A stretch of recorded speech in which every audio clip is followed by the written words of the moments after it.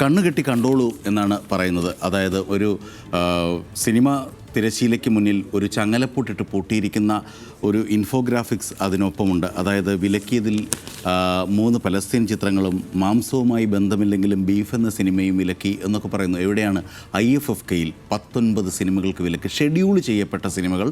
IFFKയുടെ 30 വർഷത്തെ ചരിത്രത്തിൽ ഇതാദ്യമായി സിനിമകൾ ഷെഡ്യൂൾ ചെയ്തതിന് ശേഷം അത് വിലക്കുകയാണ്. അതിൻ്റെ കണ്ടൻറ്റ് രാജ്യതാൽപര്യം ത്തിന് എതിരായ കണ്ടൻറ്റുകളാണ് എന്ന മട്ടിലൊക്കെയാണ് ചിത്രങ്ങൾ വിലക്കുന്നത്. അത് ഏതൊക്കെയാണ് വിലക്കുന്നത്?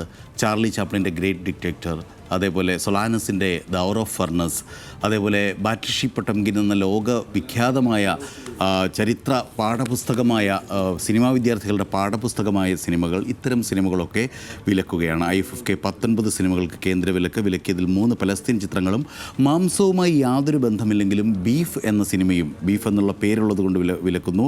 100 വർഷം പഴക്കമുള്ള നിശബ്ദ ചിത്രം ബാറ്റിഷി പൊട്ടംകിൻ ഉൾപ്പെടെ 19 സിനിമകൾക്ക് കടുംവെട്ടുണ്ടായിരിക്കുന്നു എന്ന വാർത്ത മലയാള മനോരമ ഒന്നാമത്തെ പേജിൽ ഒന്നാമത് പ്രാധാന്യത്തോടെ തന്നെ കൊടുത്തിരിക്കുന്നു. നമ്മുടെ അഭിമാനമായ IFFKയ്ക്കും വെട്ടുവീണിരിക്കുന്നു.